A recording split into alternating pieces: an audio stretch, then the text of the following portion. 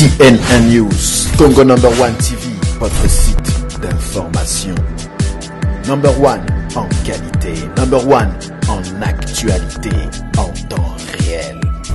Grand nombre de personnes et le taux de létalité est supérieur. Elle est très importante, mais on ne saurait pas faire cette comparaison.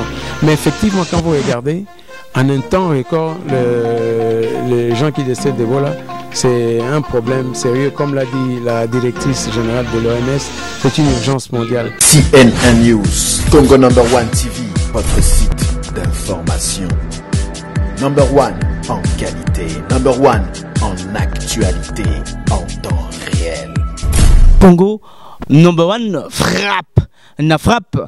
Aimables téléspectateurs de www.congonumber1.com, merci pour la confiance que vous nécessitez de nous témoigner et bienvenue dans cette émission Rendez-vous Valable, une émission en caractère socio-culturel qui vous édifie, informe, renseigne sur tous les domaines, dames, demoiselles et messieurs. Vous devez savoir qu'aujourd'hui, Congo number one à Kikwiti, Rendez-vous Valable aussi à Kikwiti. Donc, je vous conduis du côté de la régie sans pour autant tarder pour suivre notre première rubrique qui est donc rubrique parcours et on se retrouve juste après pour la continuité de cette émission Rendez-vous Valable qui est présentée bien sûr par Marcel Valable, donc la valabilité oblige. Tracy Pro, la main magique, Amji Leader, c'est parti.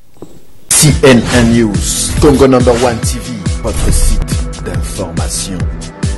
Number one en qualité, number one en actualité, en temps réel. Bonjour, bonsoir selon l'heure à laquelle vous nous recevez en ce moment. Nous sommes bien entendu à Kikwit, à l'hôpital général de référence de Kikwit. Je suis docteur Anissé Kipasa Mongala. Je suis né ici à Kikwit. J'ai étudié à Kikwit à l'école primaire officielle et puis pour les secondaires, j'ai étudié à l'Institut Saint-Jean-Bosco, communément appelé Indobo, et après, je suis allé pour les études universitaires à Kinshasa. J'ai fait mes études de médecine à la faculté de médecine de l'université de Kinshasa, où j'ai terminé en 82. Je suis collègue à plusieurs grands médecins, parmi lesquels le professeur Lepira, le professeur Mboloko et tant d'autres.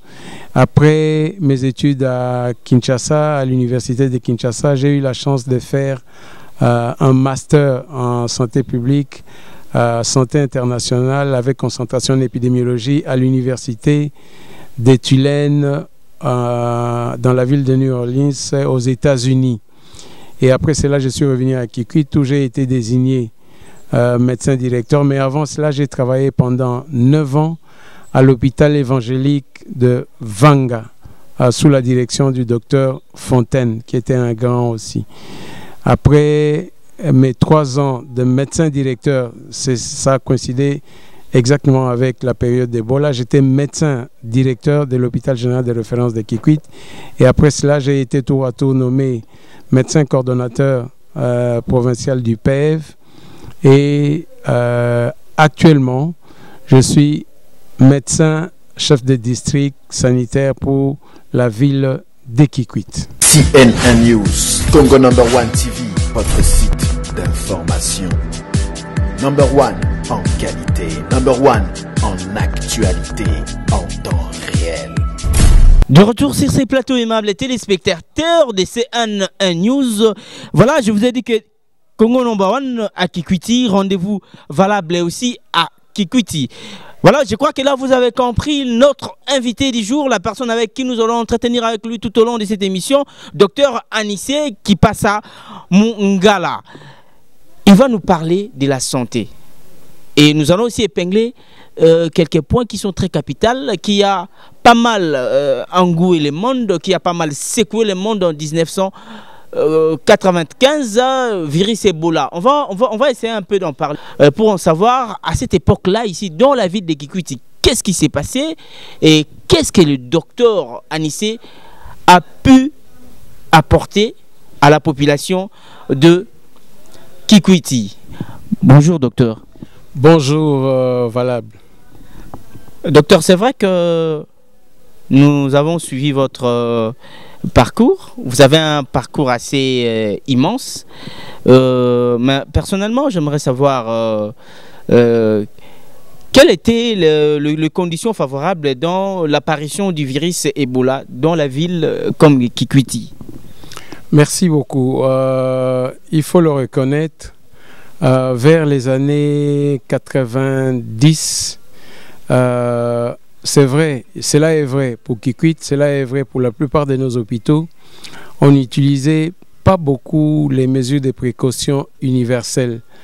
Aujourd'hui, à cause, ce sont les leçons tirées après l'épidémie de fièvre hémorragique à virus Ebola à Kikwit. Je prends par exemple la manipulation des sangs, la manipulation des déchets produits à l'hôpital. On utilisait moins les mesures de précaution universelles. Et je prends par exemple pour le prélèvement des sangs, on n'utilisait pas des gants. Pour la manipulation, je vous ai donné tout de suite là un exemple d'un travailleur ordinaire qui était un Théo, qui n'est pas infirmier, qui a manipulé les linges venant de la salle d'op parce qu'il avait ces habits-là à main nue et cette personne est décédée. Et c'est l'un des facteurs favorisants. Et de deux, il y avait aussi pour l'épidémie à travers la ville, c'est l'ignorance de mesures de précaution universelles, surtout en ce qui concerne la manipulation des malades et des cadavres. Donc c'était un des facteurs favorisants de l'éclosion et je dirais de l'éclosion de cette épidémie meurtrière de fièvre hémorragique à virus Ebola à Kikwit. Et quelles étaient les difficultés qui ont fait que l'épidémie d'Ebola a été diagnostiquée en retard? Merci. Effectivement, comme je l'ai dit, plus que jamais, nous sommes outillés pour la gestion de pareils cas, c'est-à-dire la gestion en amont et en aval. Pour le problème de Kikwit, il faut l'avouer, à cette époque-là, il n'y avait pas l'organisation de la surveillance épidémiologique telle qu'on le fait aujourd'hui. Aujourd'hui, les ministères de la Santé, avec l'appui de ses partenaires, notamment l'OMS et tous les autres, a vraiment fait asseoir le système qu'il y avait dans le passé, à l'époque coloniale, où on pouvait faire la surveillance de la maladie. Aujourd'hui, nous avons la 4e direction qui fonctionne parfaitement bien avec le docteur Kebela et toute son équipe, qui dépend bien sûr du secrétariat général du ministère de la Santé. Mais à cette époque-là, la surveillance épidémiologique ne marchait pas comme aujourd'hui.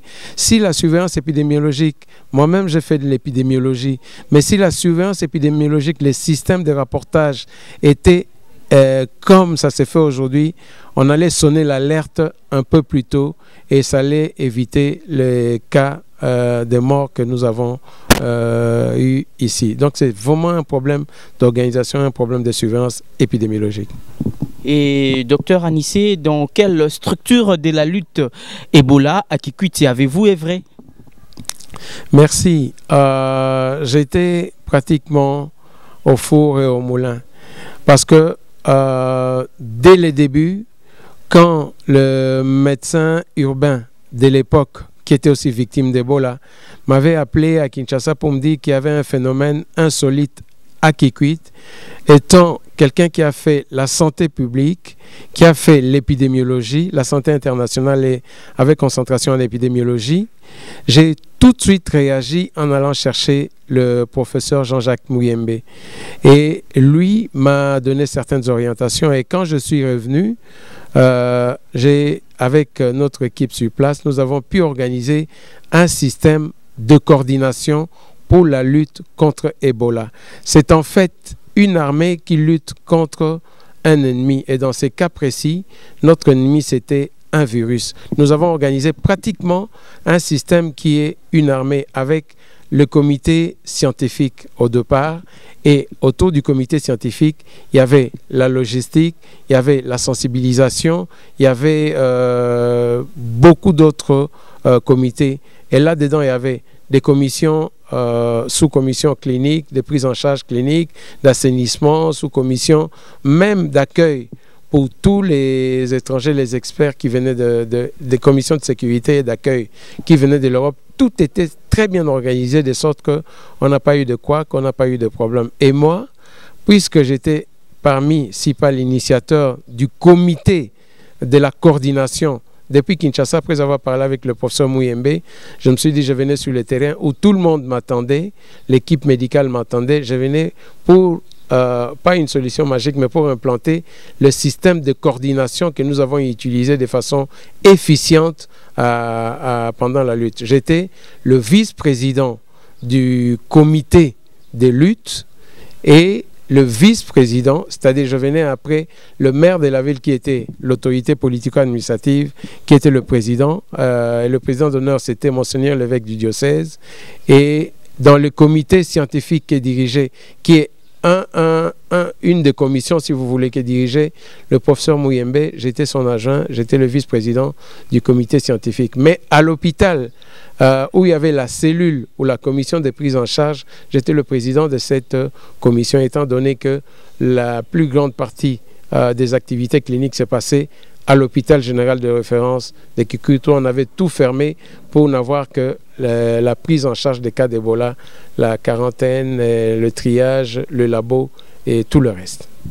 Docteur Anissé, vous, en tant que médecin, ce qui se passe maintenant en Afrique de l'Ouest, à quoi est dit à l'explosion de cette épidémie qui tue autant d'hommes qu'à Kikwiti? Merci. Des cœurs ou en esprit, des cœurs et en prière, en union de prière, tout ce que vous voulez, je suis avec toutes les équipes, que ce soit les équipes internationales ou les équipes congolaises que le gouvernement congolais, à travers l'INRB, Mama Emo, avec le professeur Mouyembe, tous ces experts qu'on a dépêchés sur place. Et je pense, je ne saurais pas dire plus, je pense que ce qui se passe là-bas, d'abord c'était une surprise, comme nous avions été surpris en 1995. Mais par rapport à ce qui se passe là-bas, les amis qui sont, surtout ceux qui viennent du Congo, croyez-moi, avec l'équipe du professeur Mouyembe, mais ils ont développé le flair épidémiologique, le flair clinique. Et ils vont être en mesure de nous dire, ces experts congolais, quand ils vont revenir, de nous dire quelle est la différence entre les éléments, les facteurs qui font qu'ils en sont aujourd'hui à une explosion beaucoup plus grande que ce que nous avons pu contrôler ici à Kikwit. Il y a évidemment l'écosystème, et nous sommes en Afrique, mais avec la culture de nos frères de ces côtés-là, la culture, je parle des habitudes, ce sont des musulmans, je ne parlais pas que la religion est là-dedans, mais la culture, la façon de vivre des amis là-bas, peut-être c'est un élément qui joue un des rôles déterminants dans la propagation aussi rapide et incontrôlée du virus d'Ebola, alors qu'ici, avec toutes ces équipes, les équipes de mobilisation sociale, sensibilisation, on a pu contrôler de façon raisonnable et à temps cette épidémie d'Ebola. Dans les jours qui suivent, nos experts qui sont partis là-bas, ils vont nous donner beaucoup plus d'éléments en ce qui concerne les motifs, les facteurs qui font que cette maladie se répand beaucoup plus rapidement que c'était ici et cause beaucoup plus de dégâts que ce que nous avons connu ici. Et comment est-ce que le virus Ebola peut se contaminer? Merci. Le virus Ebola, il y a plusieurs types. Je parle du type Ebo-Congo, les sous-types d'Ebola que nous avons connus ici, ou qu'on a connus au Gabon ou en Côte d'Ivoire.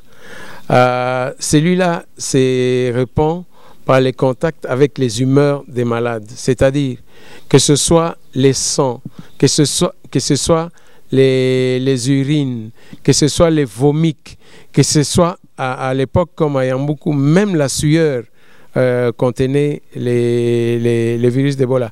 Même, on a pu vérifier chez certains malades qui étaient atteints à Yamboukou, même les spermes contenait aussi des virus. Même le larme, le sucre qui vient des yeux contenait le virus d'Ebola, d'après certaines études.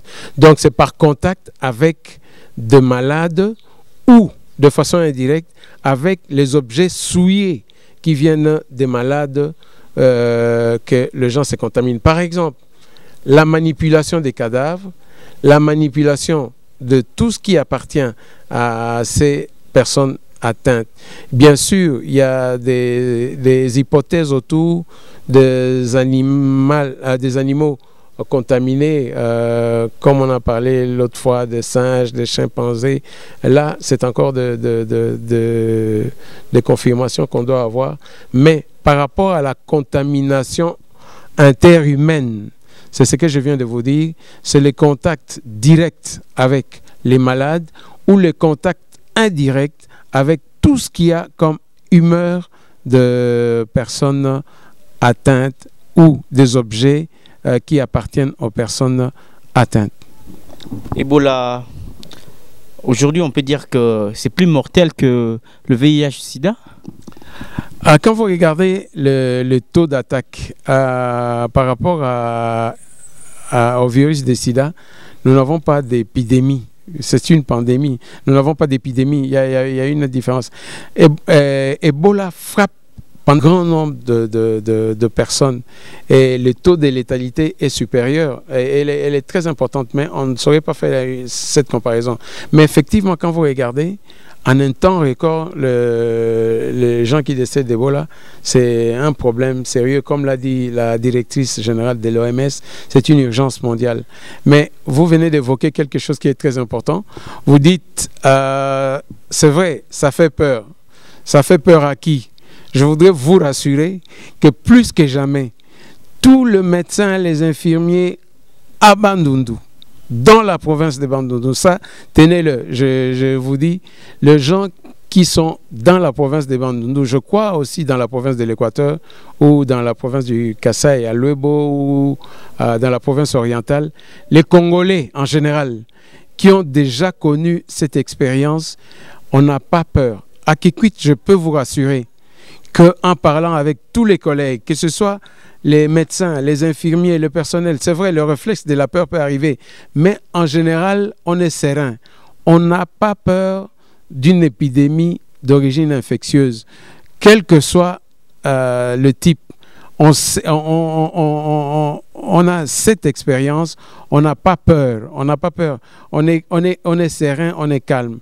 Il n'y aura pas de panique. C'est vrai, la population peut paniquer. Même maintenant, la communauté de commerçants ici dans la ville de Kikwit que nous avons rencontrés ont peur. Ils commencent à dire qu'est-ce qui se passe, qu'est-ce qu'il y a. La plupart des commerçants, des expatriés surtout, ils paniquent. Mais nous disons à Kikwit, advienne que pourra, nous n'avons pas peur. Plus que jamais, le ministère de la Santé, l'expérience que nous avons connue, le ministère de la Santé a mis le gouvernement provincial, ils ont mis de moyens. Je vous donne un exemple simple. À l'époque, les transports des malades posaient problème. On n'avait pas d'ambulance. Pas une seule ambulance à Kikwit. Aujourd'hui, nous n'allons pas transporter les malades de la façon dont on les avait transportés il y a quelques années. Parce que, grâce à l'appui du gouvernement, je vois le gouvernement central avec le gouvernement provincial. Le gouvernement central a mis à notre disposition des ambulances et de moyens pour que si jamais aujourd'hui, je crois que je ne vais pas être trop modeste pour ne pas féliciter notre gouvernement, que ce soit le gouvernement au niveau central ou au niveau provincial, nous pouvons affronter cette épidémie si ça arrivait. Nous allons minimiser les facteurs de risque parce qu'ils nous ont déjà donné des moyens. Et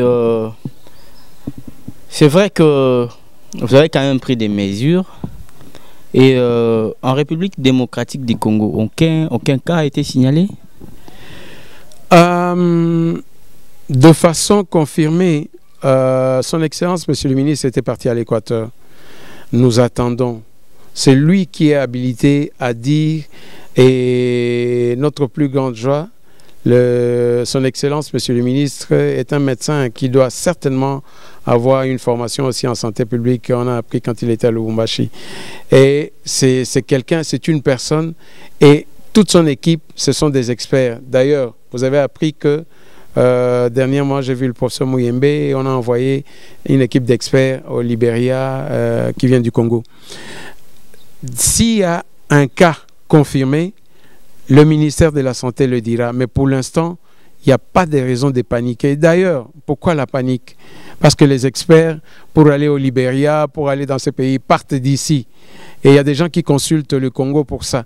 Il n'y a pas de panique. Mais s'il y a quelque chose, l'autorité habilitée à dire ça nous le dira. Il n'y a pas de panique. Je ne voudrais surtout pas. C'est à cause de la panique. Si les gens cèdent à la panique, vous avez vu ce qu'il y a au Libéria, les gens sont allés même jusqu'à agresser les sites où on soignait les gens.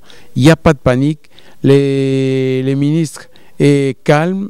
Disons, le ministère habilité à faire ça, dès qu'il y aura un problème, on ne voudrait pas céder aux rumeurs. Surtout, gare aux rumeurs. Les rumeurs causent beaucoup plus de tort que de bien. Dès qu'il y a un cas, nous le saurons. De façon officielle, le ministre de la Santé nous le dira. Et si on vous faisait appel d'aller lutter avec d'autres de vos confrères à Libéria? Je voudrais vous dire que je regrette le fait que jusque-là, je ne sais pas, mais je crois qu'on a consulté très peu de médecins congolais.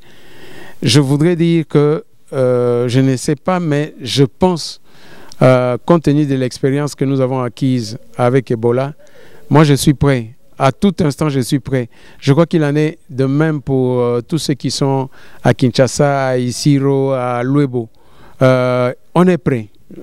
Personnellement, je suis prêt. L'équipe de médecins de Kikwit, ils sont prêts. L'équipe de médecins du Bandundu, le médecin inspecteur provincial et toute son équipe. Demandez au médecin inspecteur provincial du Bandundu, si on lui dit, docteur, vous êtes prêt? Il est prêt pour aller à aider la communauté de l'Afrique de l'Ouest ou partout dans le monde où il y aura pas seulement l'épidémie d'Ebola. Ça signifie que nous avons géré l'épidémie de fièvre hémorragique à Ebola. Nous savons nous adapter à la dynamique de toute épidémie d'origine infectieuse, soit-elle mortelle ou pas. Je crois que les médecins congolais sont vraiment aguerris. Et nous, au Bandundu, demandez aux médecins inspecteurs et à toute l'équipe, nous sommes prêts. Les médecins de Kikwit, les infirmiers de Kikwit, les infirmiers du Bandundu, les médecins du Bandundu, comme les autres médecins du Congo, nous sommes prêts. D'accord, voilà, aimables téléspectateurs de C1 News, nous avons l'habitude de vous dire que nous sommes number one en information, number one en rapidité, number one en qualité, en temps réel.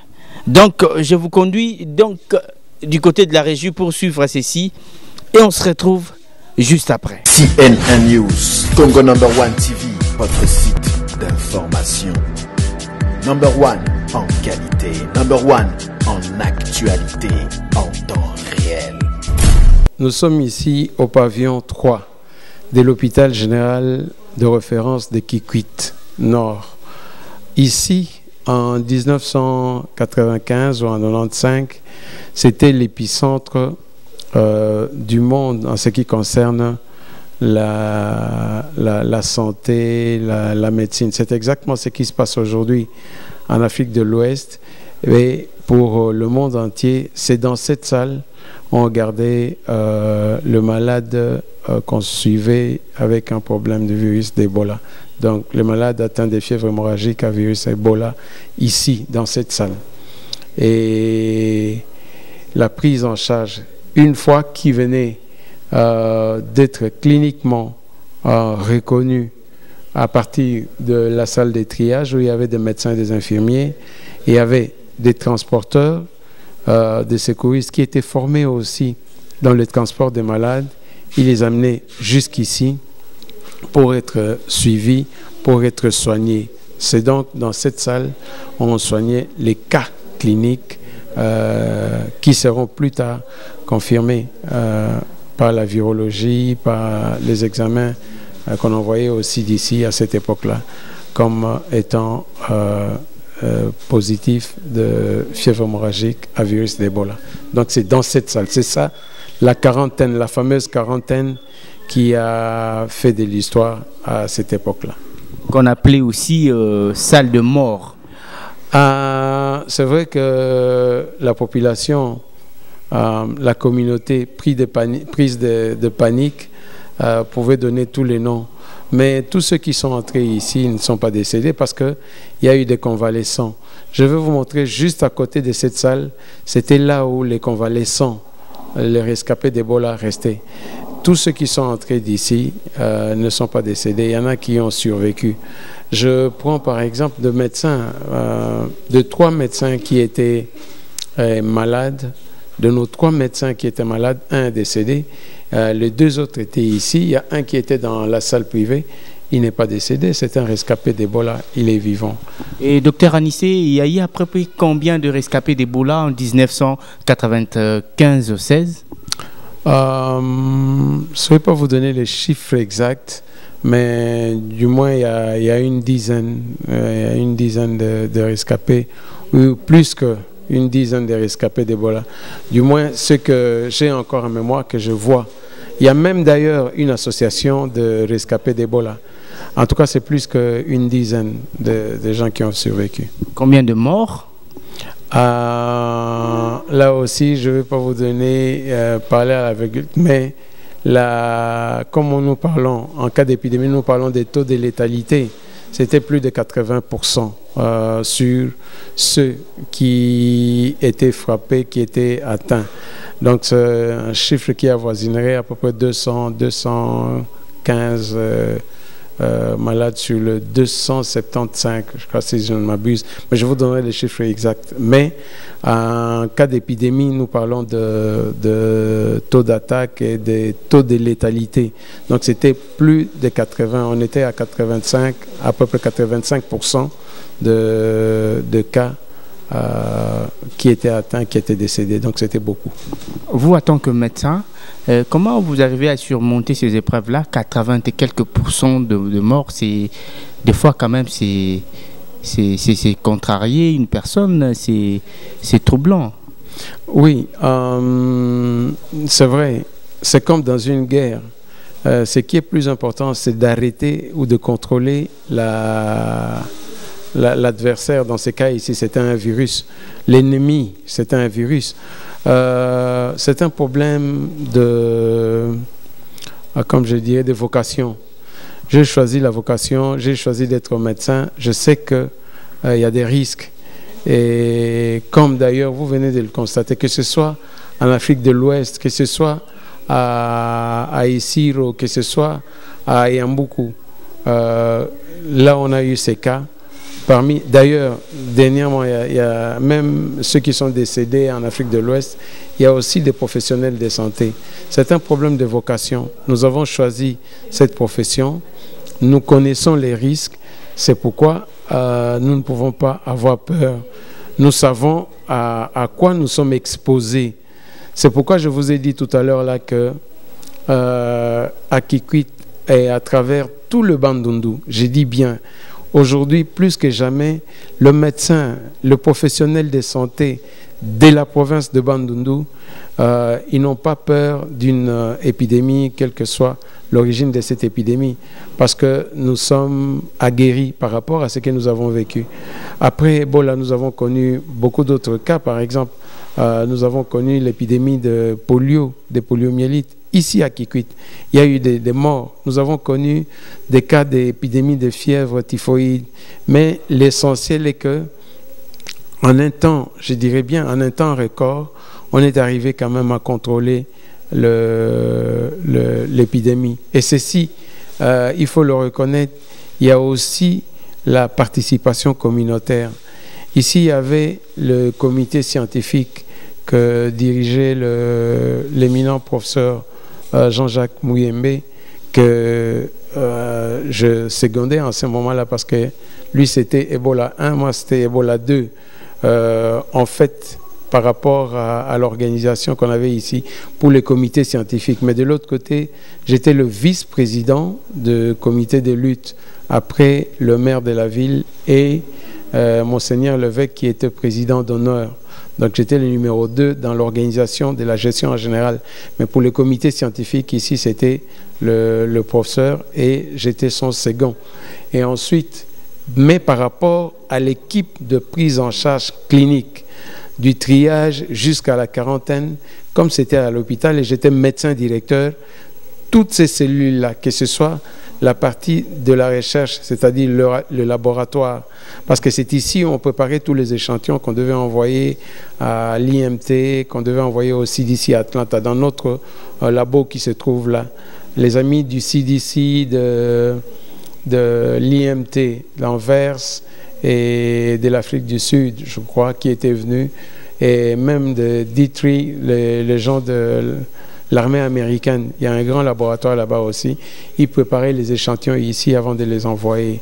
Et toutes ces équipes qui étaient ici à l'hôpital, puisque j'étais médecin directeur, et ensuite celui qui était dans la grande équipe depuis l'organisation, j'étais donc le responsable de cette commission ou sous-commission, parce qu'on était dans les grands comités et il y a des sous-commissions, que ce soit la commission clinique. Donc j'étais responsable pratiquement de tous ces aspects. Même le jour où on était obligé, parce que désemparé, on était obligé de tenter ce qui aujourd'hui apparaît comme une de voies pour le problème de la prise en charge de la fièvre hémorragique à virus d'Ebola. Le jour où les amis qui étaient dans la prise en charge clinique, l'équipe de Dr Mupapa et Dr Kuvula, Dr Massamba, Dr Kibadi, qui est aujourd'hui un professeur à l'université de Kinshasa, professeur de chirurgie. Et cette équipe qui était une des cellules de la grande cellule que je dirigeais à l'hôpital, ils ont tenté une expérience qui aujourd'hui apparaît une des orientations d'espoir pour la prise en charge de la fièvre hémorragique à virus d'Ebola. Cette équipe devait absolument remplir certaines normes, que ce soit d'éthique ou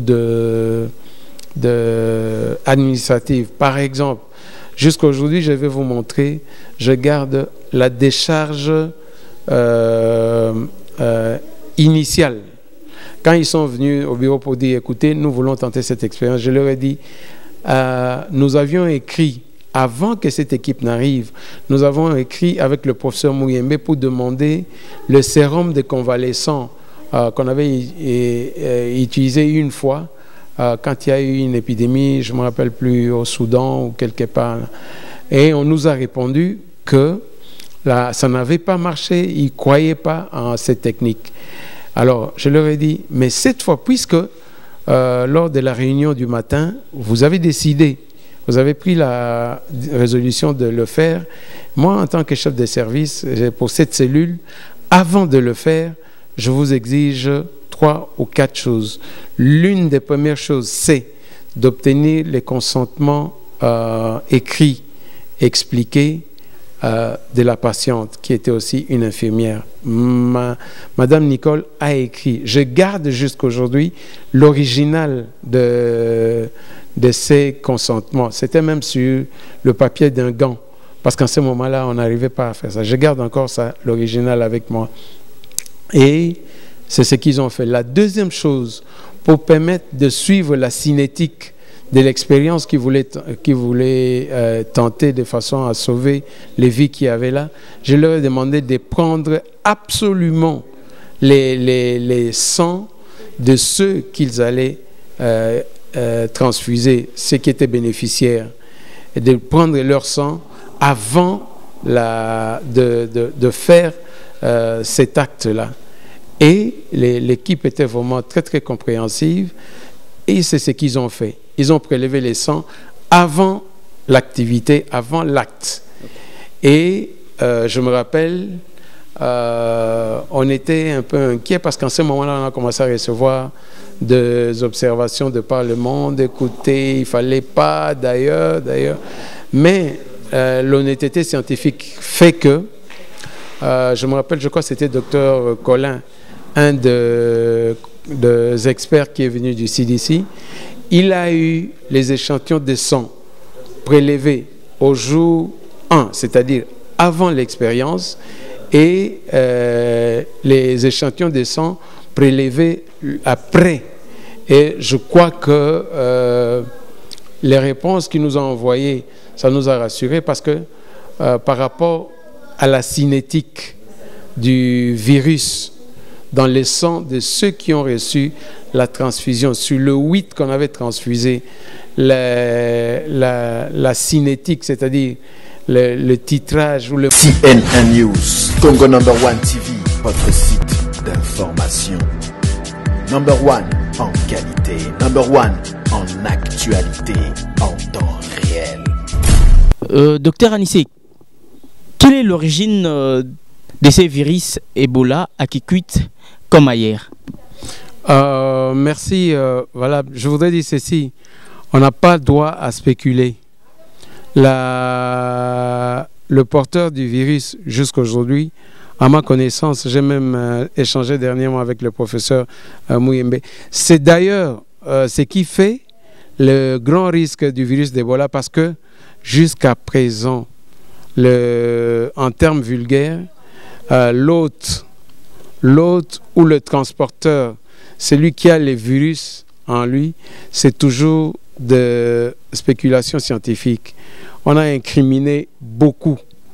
Il a les caractéristiques, ce virus a les caractéristiques de ce que nous appelons dans notre jargon médical de arbovirose. Et il y a une caractéristique même clinique des arboviroses. Mais le problème qui se pose, c'est d'identifier de façon spécifique, comme ça s'est fait avec la fièvre de Lassa, qui est aussi une fièvre hémorragique. On sait trouver le réservoir. Mais à propos du réservoir du virus d'Ebola, sincèrement, il y a encore des spéculations tout autour de ça. C'est pourquoi je ne voudrais pas spéculer. Quand vous serez certainement à Kinshasa, poser la question aussi au professeur Mouyembe, je crois jusque-là, scientifiquement, on ne nous a pas encore dit, peut-être nous sommes en retard, que c'est tel réservoir, mais il y a beaucoup de spéculations autour de cela. C'est d'ailleurs ce qui rend ces virus très très dangereux. Parce qu'on ne connaît pas le réservoir, il peut frapper n'importe quand. Ebola aujourd'hui, la fièvre hémorragique à Ebola, à l'époque, nous disons que c'était une maladie émergente. Non, aujourd'hui, je parlerai d'une maladie réémergente. Donc, elle part et elle revient. À un certain moment, je vois même le docteur William Close des États-Unis, qui, à l'époque où Ebola avait frappé à Kikwit, qui disait dans une interview qu'il était temps, il parlait en anglais, it was time to turn the page of infectious diseases, c'est-à-dire il était temps de tourner la page sur les infections, les maladies infectieuses. Mais ils ont été surpris avec le virus d'Ebola qui est revenu. Cette fois encore, pendant qu'on pensait qu'on pouvait vraiment contrôler, voilà le virus d'Ebola qui ressurgit. Et je ne voudrais pas spéculer sur le réservoir. Je préfère être humble et honnête. En tout cas, je n'ai pas cette information-là sur le réservoir. Et quel conseil donnez-vous à notre gouvernement et à la population congolaise en général? Je commencerai par la population congolaise. Je voudrais que la population congolaise aide notre gouvernement.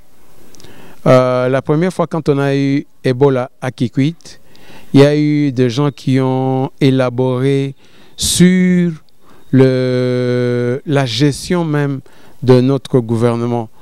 Je voudrais mettre vraiment la population en confiance. Je suis contemporain de l'épidémie de la fièvre hémorragique à Ebola en 1995. Il y a eu des médecins qui sont décédés ici. Il y a eu un médecin qui est décédé ici. Il y a eu des infirmiers qui ont travaillé avec moi. Mon bureau est juste en face de moi, là où nous sommes. J'ai vécu plus que beaucoup d'autres personnes. J'ai souffert dans ces bureaux-là. J'ai eu mes infirmiers j'étais là où c'est écrit consultation. C'était mon bureau de médecin directeur. Je passais des nuits entières ici. J'ai vécu ce que c'est Ebola. Je comprends ce qui se passe maintenant en Afrique de l'Ouest. Je compatis. Mais je voudrais que la communauté congolaise ne cède pas aux jeux politiques. Aujourd'hui, je le dis en tant que scientiste, honnêtement, comme je venais de vous le dire, plus que jamais nous sommes aguerris. En 1995, nous n'avions pas beaucoup de moyens. Aujourd'hui, je minimise le risque. D'ailleurs, vous pouvez voir ce qui s'est passé à Isiro. En très peu de temps, on a contrôlé ça. C'est parce que le gouvernement fait quelque chose. Je dois être honnête et dire, je suis un scientiste. Merci à son Excellence, M. Matata Mponyo, et pourquoi pas au Président de la République et au gouvernement, j'ai dit au gouvernement provincial. Le gouvernement provincial, ici au Bandundu, nous a permis d'établir le plan de contingence pour tout ce qui peut arriver comme situation d'urgence à Bandundu. Nous l'avons fait au Bandundu sous la direction du médecin inspecteur provincial et de toute l'équipe. J'étais partie de cette équipe. Nous avons fait plus que ça. C'est pourquoi nous n'avons pas peur. Le gouvernement provincial a mis des moyens. Le Bandundois ne doit pas avoir peur. Que ça frappe n'importe où, dans n'importe quel coin, nous n'aurons pas peur. Et je parie, la 4e direction, avec le ministère de la Santé, a donné les mêmes instructions à travers la République. D'ailleurs, vous apprendrez qu'au Kasaï et au Bas-Congo, on a déjà des plans de contingence. Ça signifie que le gouvernement y a mis de moyens. C'est pourquoi que la population congolaise, d'ailleurs, regardez, les experts pour le problème qui se passe en Afrique de l'Ouest, il y a des gens qui viennent sur le plan international, des gens qui viennent des États-Unis, qui ont plus de moyens que nous, mais nous sommes capables d'aller aider les autres. Ça signifie bravo, propitiat au gouvernement. Il faut le reconnaître, il faut être honnête. Il n'y a pas à céder dans des jeux politiciens inutiles. Je parle en tant que médecin, en tant que scientiste, en tant que contemporain de ce qui s'est passé en 1995. Et ensuite, en tant que scientiste, j'ai été formé aux États-Unis. Les 2 cas qui sont arrivés, le premier aux États-Unis, c'est dans la ville où j'étais il y a 1 mois avant que cela n'arrive. J'étais à Indianapolis. J'étais là. Les conditions qui sont là, mais c'est arrivé. C'est parce que le gouvernement a travaillé. Les gens n'ont pas paniqué outre mesure. Que le Congolais sache reconnaître ce qui a été fait. C'est pourquoi j'ai dit, en tant que médecin congolais, aujourd'hui, je suis fier de ce que le gouvernement provincial a fait, de ce que le gouvernement de M. Matata Mponyo et toute son équipe, le ministère de la Santé, la 4e direction, a fait. Et évidemment, à travers eux, le président de la République et tous les autres. Du moins, dans mon domaine, j'ai vu, je dois dire merci au gouvernement qu'il ne cède pas au racontard, mais s'il y a des moyens de mettre le médecin congolais, les personnels soignants congolais à profit. Mais ce que je voudrais, vraiment une recommandation pour notre gouvernement, je voudrais dire ceci, et ça je ne l'ai pas dit dans ma présentation, quelque part entre médecin coordonnateur, avant de revenir comme médecin chef de district, c'est très important, j'ai été député à l'époque, juste après Sun City. Et nous avions entrepris des démarches. L'époque des 1+4 ? Exact. À cette époque-là, le président de l'Assemblée, c'était Monsieur Olivier Kamitatou. J'étais député, j'étais même vice-président du groupe parlementaire de la société civile avec son Excellence Monsieur Bahati, qui est aujourd'hui au gouvernement. Alors, je voudrais dire ceci. Vraiment, si le gouvernement peut nous écouter, je voudrais demander, ne fût-ce que la reconnaissance du mérite civique de tous ceux qui ont participé dans cette première campagne. Tous les infirmiers qui sont décédés, tous les infirmiers qui sont ici, le personnel soignant, et même à travers le personnel soignant, ceux qui ont travaillé dans cette équipe-là, je prends les mobilisateurs, ce n'était pas nécessairement des infirmiers de personnel paramédicaux. Je prends monsieur l'historien Kibari, qui ne cesse de nous rappeler ce qui s'est passé. Je prends tous ceux qui, les transporteurs, par exemple, à cette époque-là, une société d'aviation qui a accepté de venir dans cette zone rouge à risque. tous ceux qui ont travaillé à cette époque. Ça, vraiment, c'est un appel, c'est un, comment je dirais, un lobby. C'est un appel que je fais à son Excellence, Monsieur le Premier ministre. S'il vous plaît, envoyez quelqu'un décoré, qui est la reconnaissance du mérite, qu'on envoie. Nous avons entrepris cette démarche à l'époque et ça avait presque abouti. Nous sommes passés par un des vice-présidents, je crois, qui allait coordonner. Ça réussissait presque. On n'a jamais donné des médailles de mérite civique à tous ceux qui avaient travaillé. Donc, si j'ai un message à formuler, une demande à formuler, je l'ai dit, les larmes aux yeux, il ne faudra pas que toutes ces sœurs qui sont décédées pour la cause d'Ebola, que tous ces infirmiers, tous ces Croix-Rouge, des secouristes de la Croix-Rouge sont décédés ici en soignant les gens d'Ebola, en transportant les gens d'Ebola. Leur mémoire ne peut pas partir de façon oubliée.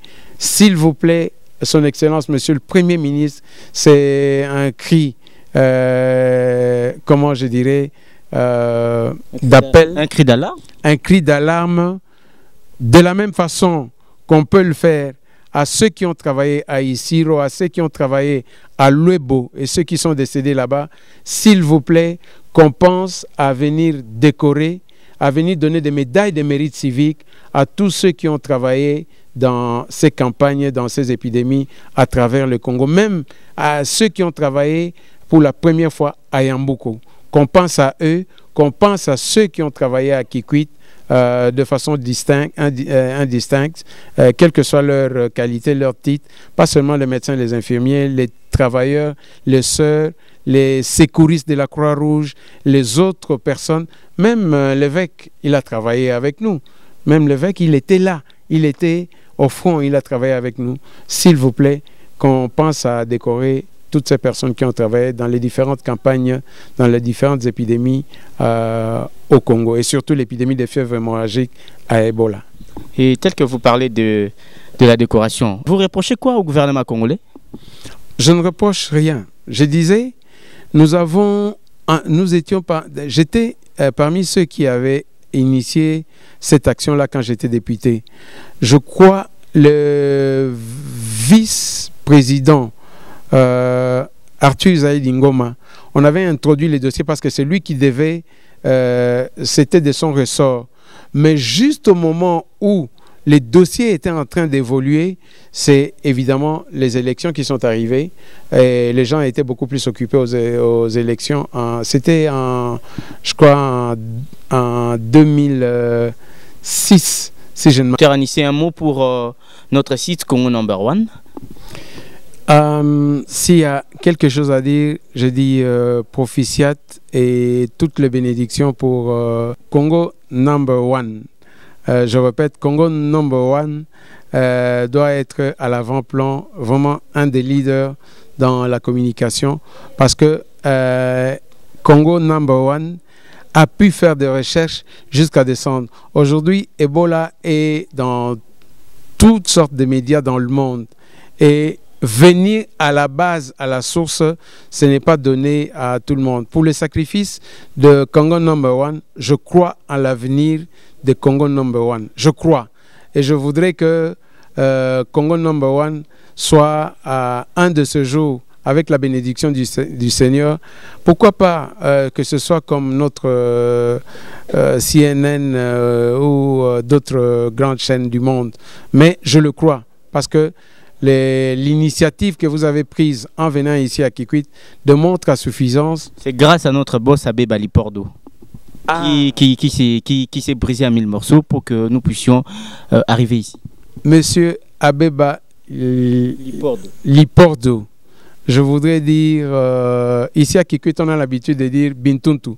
Ça signifie on vous jette le fleur et on vous bénit en même temps pour que vous continuiez sur cette lancée. Au lieu de garder le média, de garder la communication seulement dans la grande capitale, puisque vous êtes arrivé jusqu'ici, que le Dieu de nos ancêtres te bénisse et te couvre au centuple pour tous les sacrifices que vous avez bien acceptés en envoyant cette équipe ici à Kikwit. Merci, docteur Anissé, d'avoir accepté notre invitation dans cette émission Rendez-vous Valable. Merci, je dis merci aussi à tous les téléspectateurs, à tous ceux qui nous suivent sur Internet. L'idéal aurait été non seulement qu'ils réagissent vis-à-vis de nous, mais qu'ils félicitent, qu'ils soutiennent Congo Number One. Merci beaucoup, aimables téléspectateurs. Nous sommes pratiquement arrivés à la fin. Juste un tout petit rappel pour vous qui venez de se joindre à nous à peine sur www.congonumber1.com. Vous devez savoir qu'aujourd'hui, Rendez-vous Valable a invité pour vous docteur Anissé qui passe à Mongala. Je crois que vous avez suivi attentivement comment est-ce qu'il s'est exprimé tout au long de cette émission Rendez-vous Valable. Je dis pratiquement un grand merci à mon boss Abeba Lipor de l'incontournable de la presse et du monde audiovisuel. Merci beaucoup à toi Adi Londolé, beau comme un dieu. John Tripleka, le vrai guerrier de Congo Number One. Marlène Kassanga, journaliste à sa interview à Maman Maria. Vous devez savoir qu'à la prise de vie aujourd'hui, c'est bel et bien un Medji leader qui a assuré enfin que ces images puissent vous parvenir partout où vous nous suivez à CNET un moment. Merci beaucoup à Blandine Pemba Propriété, Tina Linzaka, Betty Like, Tentation, la grande dame de Paris, et aussi à toi, le méga comptable et l'affaire les plus crédibles, l'affaire les plus crédibles du monde, Claude Olubois. Merci beaucoup à mon DG Guy Lubamba. Il assure, il nous dirige comme il se doit. Merci à Tracy pour la main magique qui va assurer au montage et Vianney Boula. Moi, je vous quitte déjà dans l'espoir de vous retrouver très prochainement. Merci pour votre fidélité. Restez branchés sur www.congonumber1.com. Ciao. CNN News, Congo Number One TV, votre site d'information. Number One en qualité, Number One en actualité, en temps